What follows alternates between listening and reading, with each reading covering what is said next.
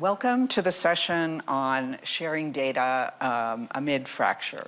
I'm Jennifer Schenker, Editor-in-Chief of The Innovator, a global publication that connects business with technology. Today, we have with us, to my immediate left, Mr. Yutaka Sasaki, Representative Director, President, and Chief Executive Officer of NTT Data Group. Yep. And next to him, I have Ovind Eriksson, President and Chief Executive Officer of Aker from Norway. We have Alexander Wang, CEO and founder of Scale AI, and last but not least by any measure, Clara Chapez, Minister Delegate for Artificial Intelligence and Digital Technology of France. I'm just going to take a minute to set the scene on our conversation today. In this rapidly evolving landscape of technological innovation driven by AI, data has become the essential ingredient and the critical catalyst for transformative breakthroughs across industries. However, realizing this potential requires overcoming significant governance challenges, complex privacy frameworks, institutional sharing as a collaborative fragmentation, and eroded public trust. Innovative approaches are emerging that reimagine data sharing as a collaborative ecosystem, including federated learning, trusted data intermediaries, dynamic consent models, and regulatory sandboxes. These strategies aim to create more flexible, ethical frameworks that balance individual privacy rights with collective innovation potential. If we get this right, we can unlock unprecedented opportunities for cross-border collaboration, enabling not just more personalized services, but accelerated scientific research and sophisticated predictive capabilities that address complex societal challenges. What this panel is going to try to do today is to identify how we can scale data sharing practices to unlock this potential. So with that, I'd like to start with you, Minister Chapez. Given the inherent tension between data localization laws and cross-border innovation, how can we redesign data sharing architectures that preserve digital sovereignty, ensure long-term privacy and security, while at the same time enabling global collaboration? Thank you for that question. Obviously, I mean, you touched on it, but we've been hearing a lot over the last few days here in Davos, but more importantly, all around the world, the need for infrastructure if we want to be serious having AI strategy. And a lot of the focus has been on compute infrastructure, but data is also a very, very important piece in the way we can succeed as nations and as continent and I mean globally at the world to get this technology move us forward for progress. And so it's extremely positive that we get a chance to speak a bit more about data in this session. What can we do to answer your question? What Europe has done for a few years now is having a real data act that looks at how we can collaborate on making data accessible to European companies. But this is not to say like every data should be treated equal, and obviously there is a concept of data free flow with trust that needs to happen, looking at like what we can envision putting and combining to get access to this data to our companies and companies all around the world to improve like science, finding drug discoveries, to improve education, to improve, there are so many things that AI can do and unlock potential with. But obviously there's also a question of sovereignty that you highlighted, that when it comes to very specific data based on like obviously defense or this type of data, we also need to have a bit more of a united strategy when it comes to the European Union, because this also would allow us to have a better level of protection. So I think it's kind of both pieces, getting this data market up and running, getting access to it for our companies, making sure that all the data that government hold, which is very important data for the fields we're discussing, is getting used to by our companies so we can see progress going, but also at the same time making sure that we have the right infrastructure in place to secure this data when needed, and doing that at a European level, France, we think is very important, and there's been a lot of discussions back and forth with our European allies on that topic, but we think both legs are quite important in that conversations.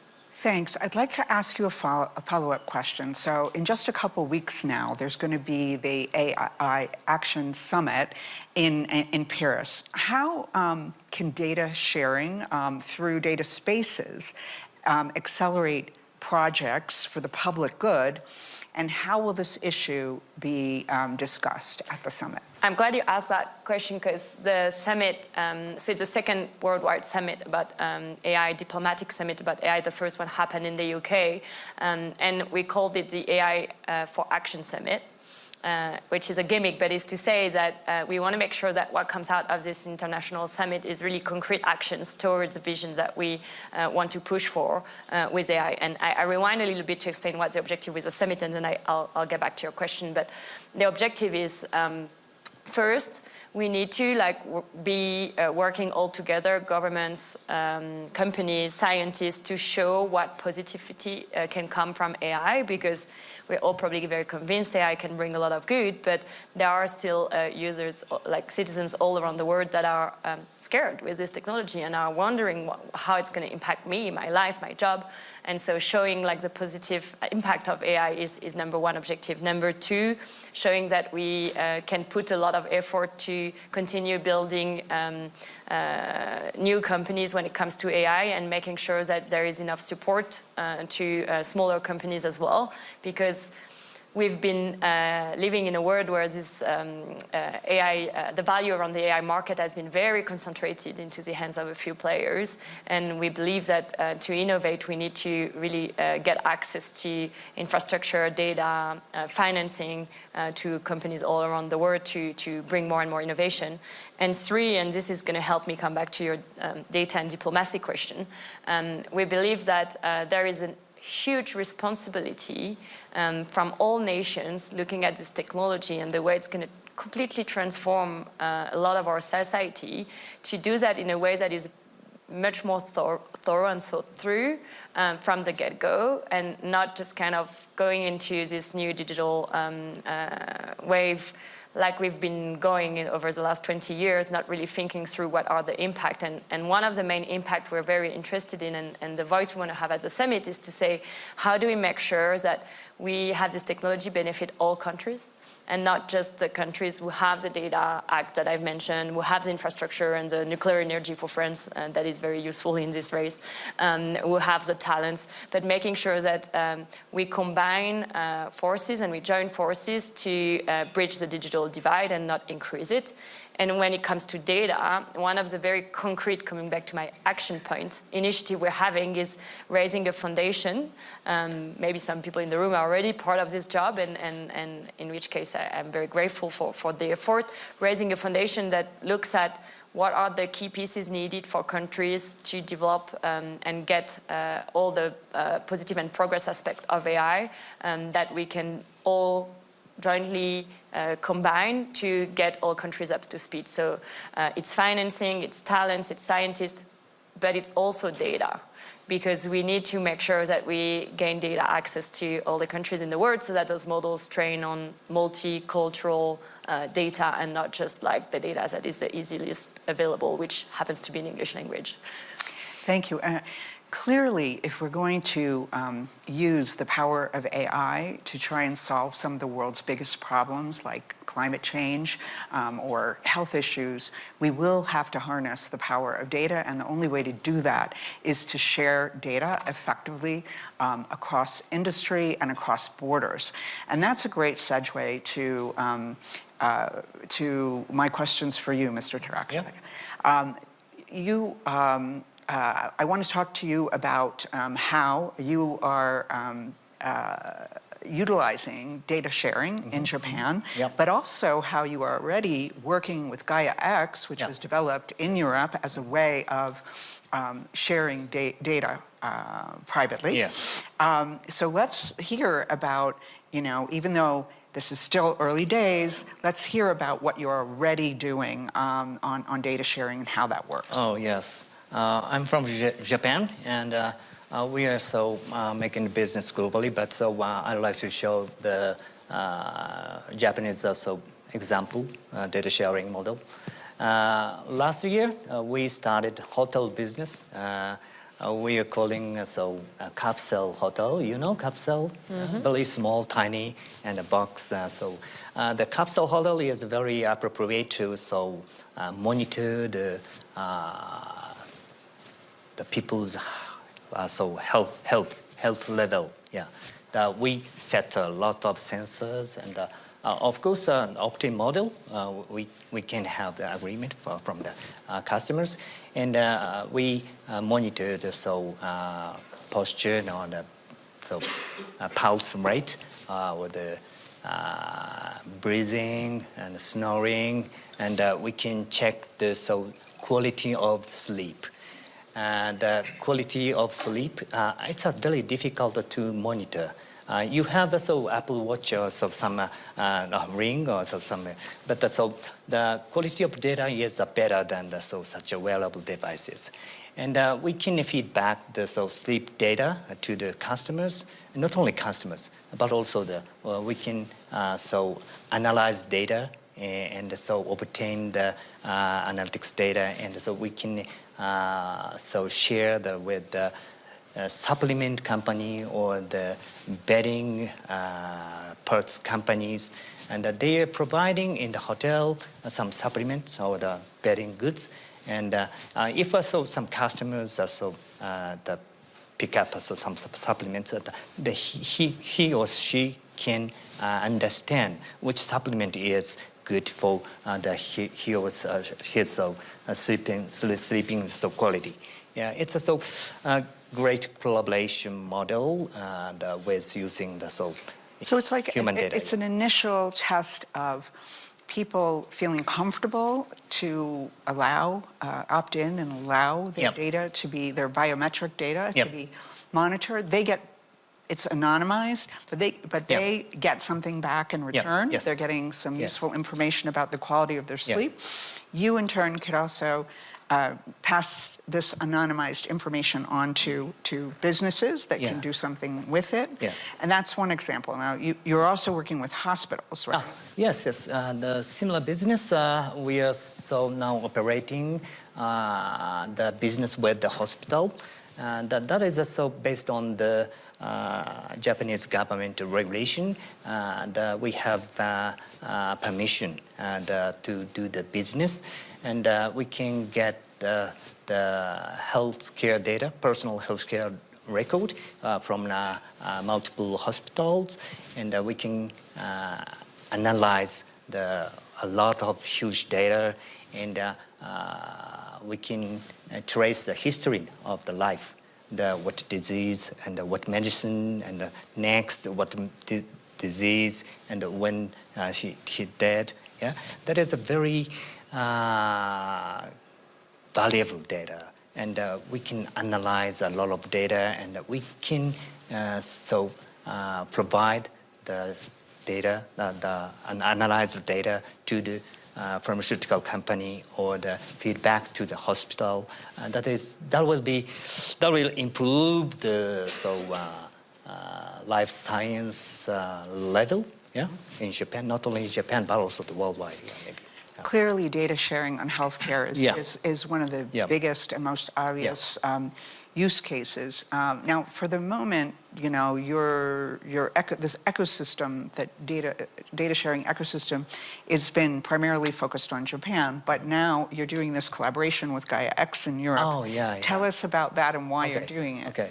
Yeah, and apart from the life science areas, in Europe you have Gaia X and Catena X, and the Catena X is covering the automotive industries. So they And the platform can monitor the battery traceability. As you know, Japan, the automotive industry is very strong, and so Japanese government the request us to develop the similar platform, and we can deal with the battery traceability data. And recently, we can connect it to Catena X. As you know, the battery, not only battery, all of the parts they have a global supply chain. Yeah. And the battery include a lot of rare metal, and we need to trace what type of the rare metal is there. And so we developed the internal data sharing platform for automotive industry. And recently we connected this platform to the European platform. That's a very valuable for the automotive industry worldwide, maybe. And it will, I think, also become a key to the circular economy, building trust. Yeah, yes. If you were able to confidently share data and verified data, every step of the way. Yeah, and so we have the key technology, named as secret processing technologies. That's a technology.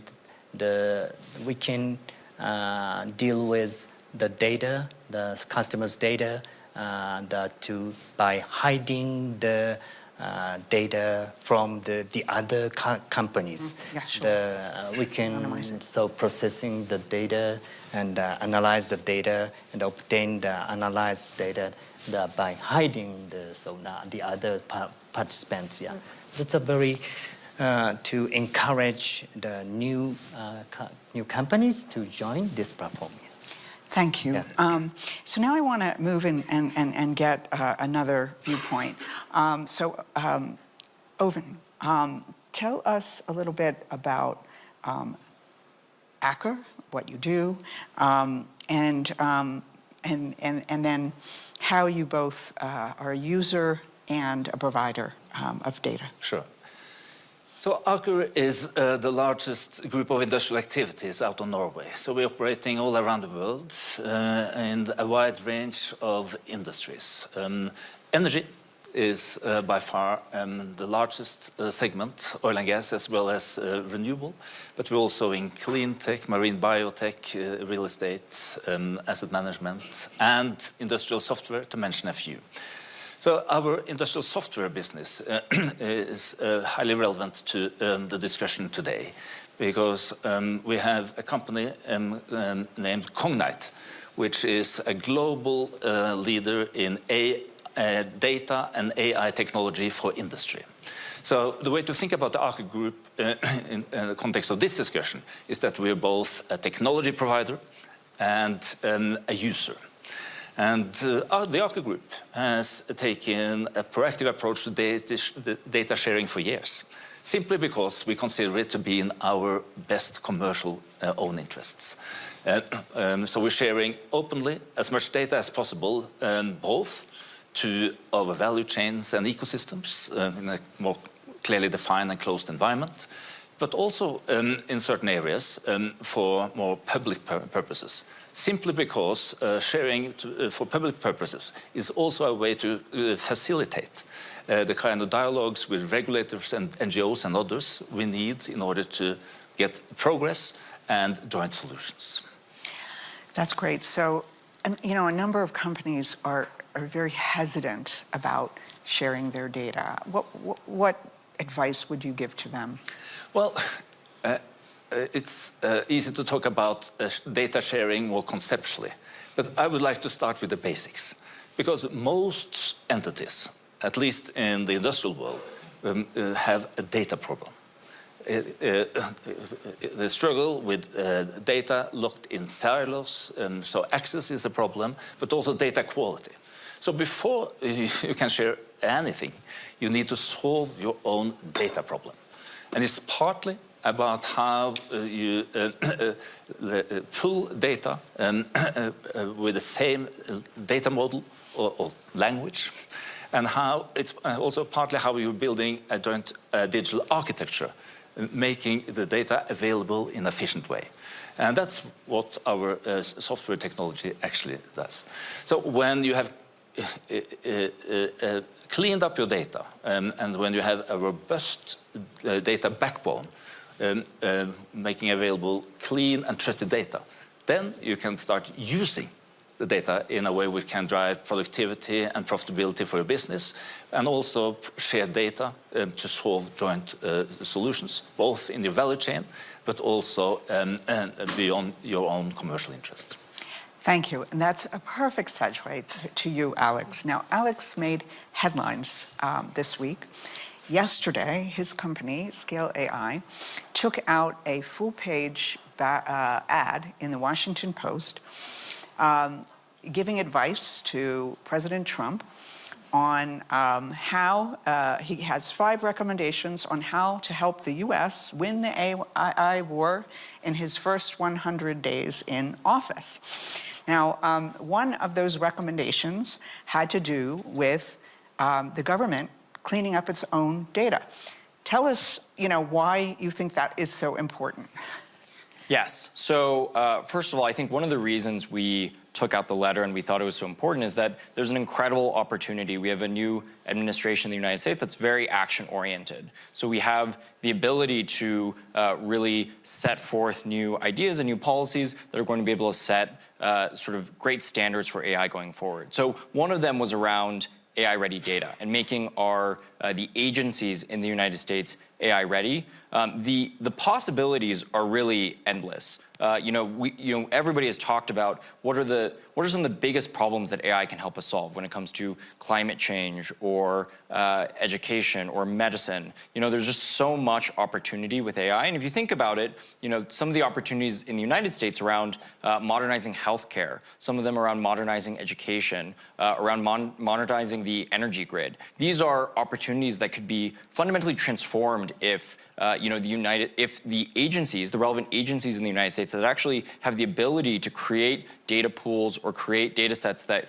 could unlock industry to innovate on top, as well as research organizations to innovate on top of these data sets, it could just be absolutely tremendous. So one of the reasons why we are so excited and why we wanted to put this forth is, we're seeing some of this in other countries as well. So the United Kingdom, the UK, recently put out their AI Opportunities Action Plan, which had some extremely innovative ideas in it, actually. There was sort of this idea of data trusts, which they're going to explore in some of their key sectors, as well as the idea of producing a national data library. And so it's clear that there's, as we heard, France is thinking about a lot of these ideas too. So it's clear that there's broad consensus among many, many countries that there's clear opportunity here. And I think it's a real opportunity for many democratic countries to put forth proposals and set out the foundations that'll lead to many decades of innovation to come.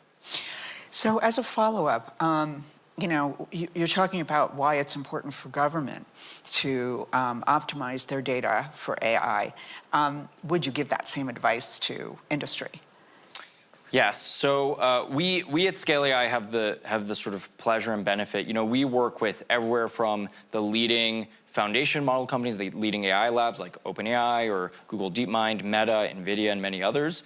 We also work with leading enterprises from Toyota to Time and Cisco, as well as many agencies and government organizations in the United States. And what we see basically across the board, very similar to what was mentioned earlier, is that all of their AI problems are actually data problems. And that these sort of very gnarly and frankly unsexy problems around getting data working within an organization or across organizations are actually the biggest impediments to meaningful AI progress. And so, I think there's so much opportunity. If you think about, take the pharmaceuticals industry and the life sciences industry. If you had an opportunity to share, maybe not all of the proprietary data, but share, safety data or health data or lethality data across all players within an industry so that drug trials are just safer across the board. I mean, the opportunities are very clear, and there's a lot of win-win propositions across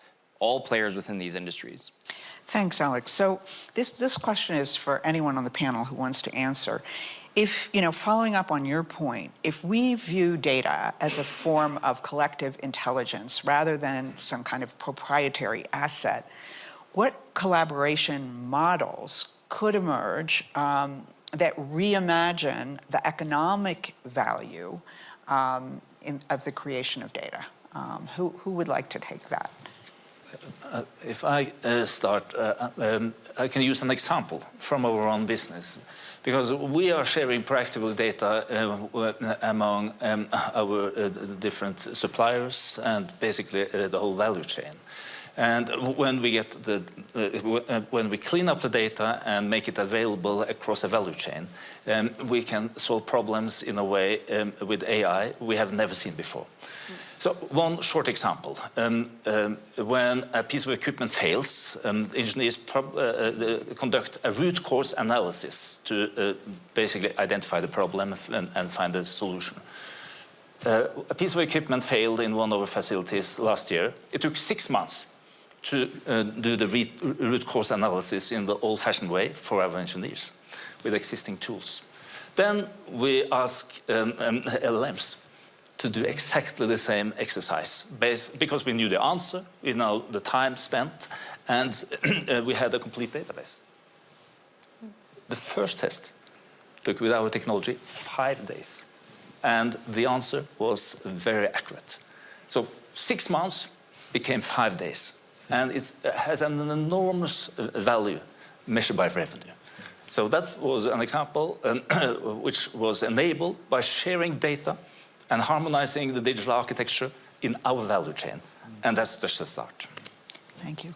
Minister Schepest, would you like to jump in? Yeah, I mean that's touching on what I said earlier, but we believe there is a way to look at data as one of the commons that we need to build concrete AI infrastructure. And to your point, government here have a role to play because a lot of this data is actually held with government. Health data, I mean, there's at least in Europe, there's so much that we can bring on the table. And so that's why we are so excited about the summit, because we think there is a unique opportunity for countries, NGOs, but also companies to collaborate into making very concrete steps into addressing these issues that I completely agree with the point that was made earlier. What is slowing AI down, and that is sometimes overlooked at, is the access towards clean data put in a way that is actually usable. And we're talking about countries, companies who have already embedded AI, but if you go to markets where you don't have AI builders or you don't have AI infrastructure, the risk here is that the divide that it will have between countries, companies that have made this effort and the rest of the world is not acceptable. Because as you said, we are talking about health revolution, we are talking about curing disease, we are talking about climate change.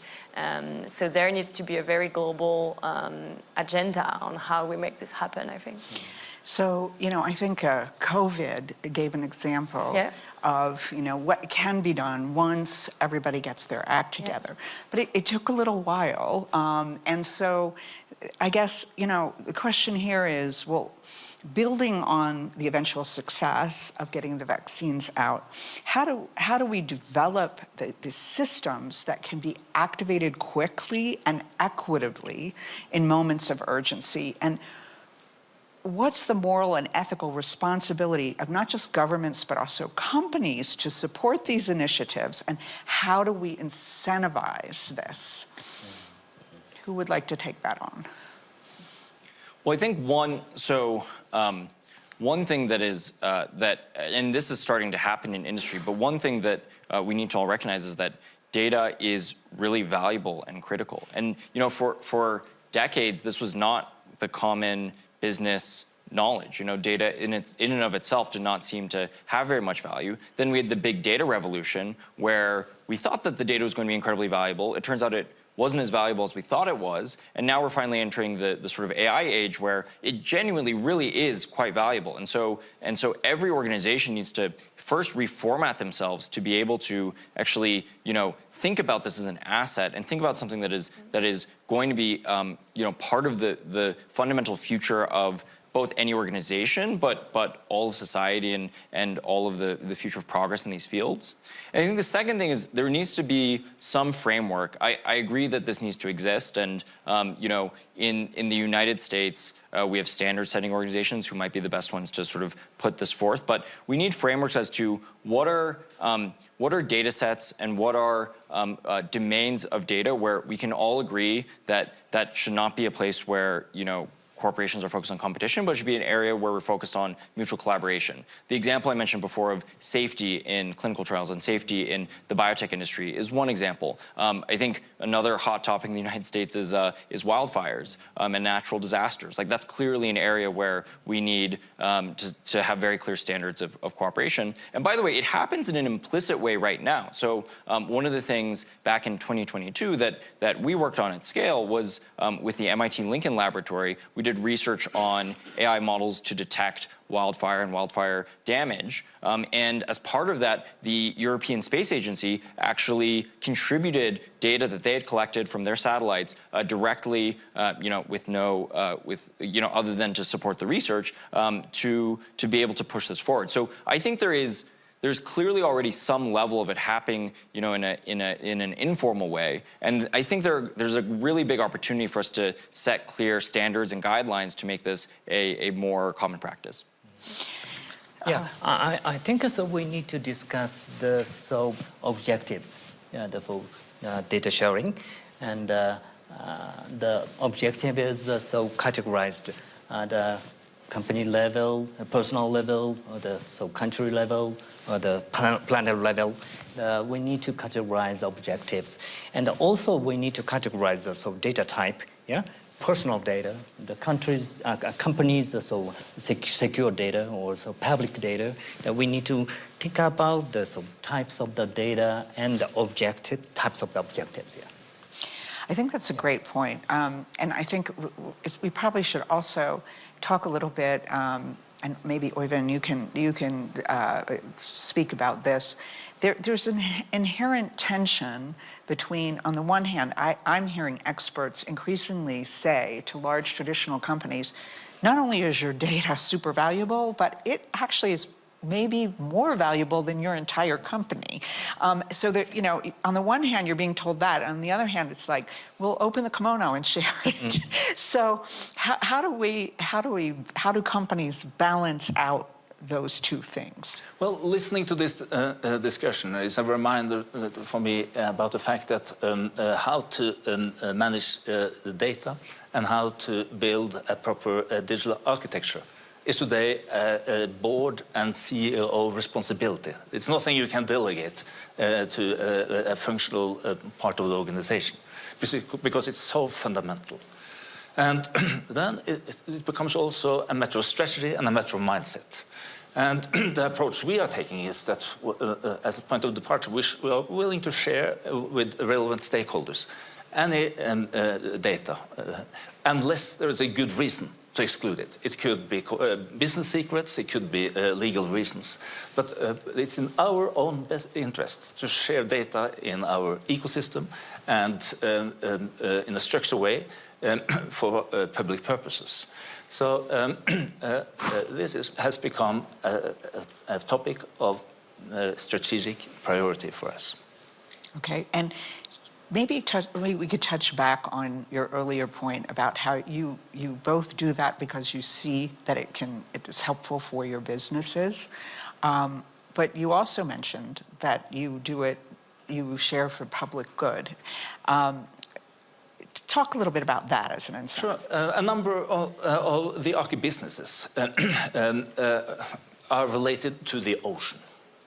And we arrived at the conclusion a few years ago that one fundamental problem is that you don't have the same governance in ocean and environmental discussions and topics like you have onshore. So simply due to the fact that we have a huge amount of data related to ocean and environment, both from our oil and gas business, our previous fishery business, our offshore wind business, our fish farming business, to mention a few. We established a non-profit organization called Hub Ocean, jointly with World Economic Forum. And the core business of Hub Ocean is what we called the Ocean Data Platform. And so we invested in the data platform, and it's now about to be populated, not only with our own data, but with data from other private and public sources, just to establish one common truth and a reference point for sensible discussions about how to balance commercial and environmental issues related to the ocean. And it's actually in our best interest. Because the level of transparency we are proving by sharing. And it builds trust, and it makes the dialogue with regulators and NGOs and other competitors more factual based and less emotional. Thank you. I think that's a great example. So with only a few minutes left, I'm going to turn to the panelists, and I'm going to ask each of you to name one action that needs to happen for data sharing to scale globally, and an idea about how to move things forward. So, Mr. Tarka, can I start with you? Okay. Yeah, Entity Data Group has historically been good at develop platform, yeah. And to arrange the multiple stakeholders. And it is shifting from the data silo days to the data sharing days, yeah? And we would like to contribute to develop platform, not only for Japan, but also the planet, yeah? I would like to contribute the planet positive, yeah. Thank you. Irvin. So what I would like to see is more joint data models, because data models for industries and other areas is of vital importance for data sharing. And data sharing is once again a prerequisite for value realization from AI and other advanced tools going forward. So I have two suggestions, but I'll be quick. So the first is, I wish we were at a point where, we could just say that we wanted to share data across organizations and we could just snap our fingers and that would happen. But the reality is every organization needs to get their data in order first.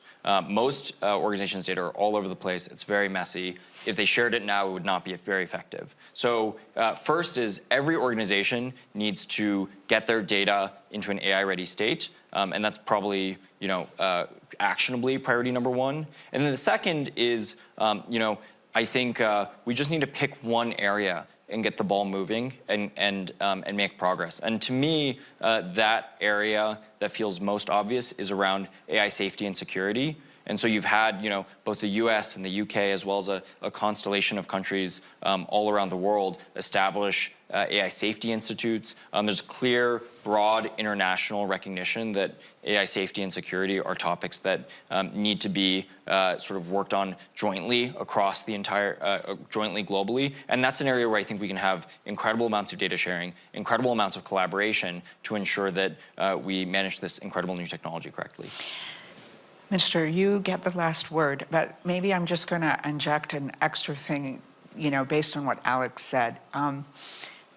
The UK AI Safety Summit focused a lot on safety, but it also meant, and that's an important area, and I don't doubt for one moment that we need that, and it's great that we're setting up these AI safety institutes, but if the world is going to fully leverage the power of AI, we have to move away from fear to, opportunity. And what can we do with AI, and how can it help do good in the world?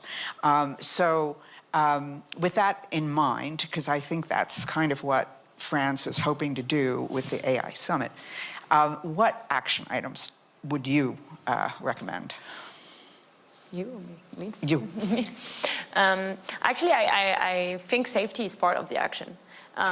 Because when you go out of those type of discussions and you go and see people on the ground in their respective regions, territories, they're actually worried about what those tools can do. Often I get question asked like, how does it use my own data? How can I know that AI is not lying to me? Things like that. So I think we need to switch, and that's also one thing we'll aim to do with the summit, switch the conversation on safety, being a conversation on safety for the sake of safety, but looking at it safety for the sake of adoption. So of creating trust, and trust will create adoption.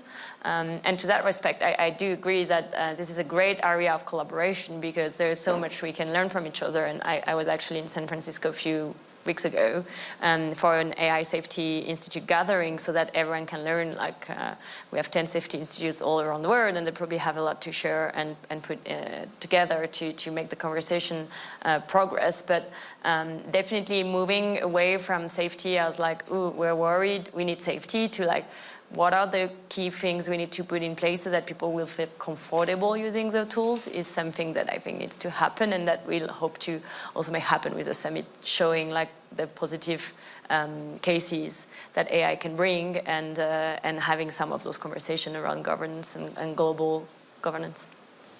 Thank you. So as we wrap up the session, I think we need, the panel has made a few key points that I hope the audience will take away. That is the value of data, the importance of cleaning up, organizing your data, whether it's you're a government or you're a company, and that if we are able to harness the power of new developments like federated learning and others that allows us to segment the data in a way that can protect the privacy of individual users or protect the proprietary information of companies, while at the same time sharing data that could help us in the next pandemic or to help solve some of the world's problems, that then we will fully be able to leverage the power of AI. So with that, I'd like to ask the audience to please give a nice hand for our panelists. Thank you all very much. Thank you. Thank you very much. Yeah.